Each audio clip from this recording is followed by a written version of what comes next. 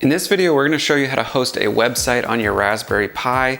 You're not going to need any sort of new account or subscription service. In fact, we can complete this in one line of code using sudo apt-get nginx install. Yes, we're going to be using open source software nginx. That is my favorite server software. Super accessible, super easy, and we'll show you how to stand up your own website.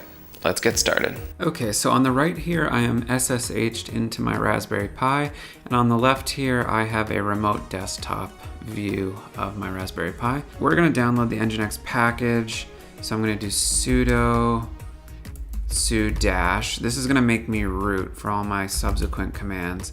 I'm gonna do apt-get update. This is just going to make sure all the packages are updated. In this case, the nginx package. So we're going to do apt-get install nginx. We're going to select yes.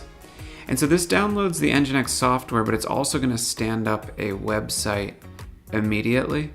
And again, on my right here, I'm SSH'd into my Raspberry Pi from my laptop, which is on the same network. And on the left, I am remote desktoped into the Raspberry Pi. So if I do curl localhost, this is the website that nginx just stood up. And if I want to pull it up in a browser, I will open my browser in VNC, and I can go to localhost, and that is the same website. See, welcome to nginx, welcome to nginx. Another version of this is 127.0.0.1, which is the same as localhost. As always, if you like this video, go ahead and click that like button so we can get it out to a wider audience. Thank you. Okay, so the website responds to localhost on the Raspberry Pi, but say we opened a terminal on my laptop and we did curl localhost. There's nothing there. Localhost is specific to a device, but there is a public IP address for every device.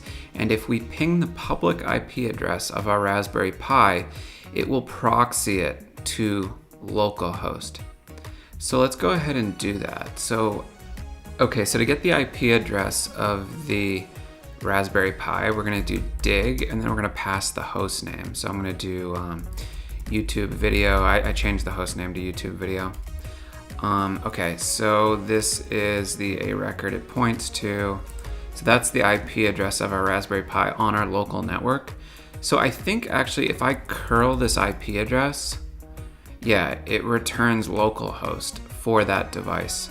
So it's returning our nginx website, which also means we could come over to a browser, go to the IP address, and it will proxy it to localhost. That's just how proxying usually works. You hit the IP address of the virtual machine or the server, and it proxies to localhost.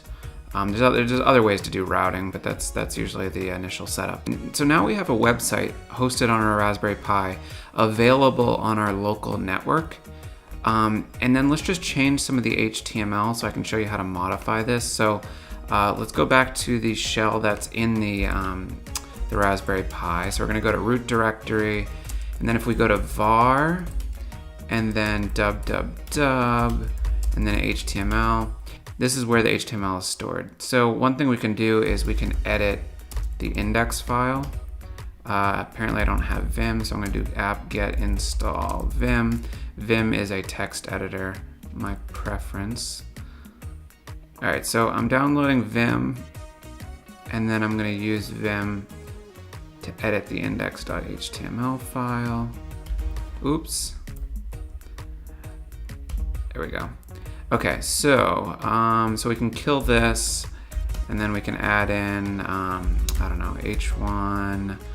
This is a YouTube tutorial. Close h1. And then even if we want to get fancy, very fancy, we can throw a script in here, and we can do alert, test.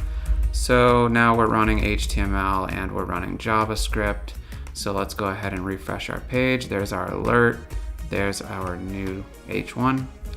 So That's how you host a website. So you have the root directory there. You can, FTP your entire website into that root directory, or organize the files in any way you see fit.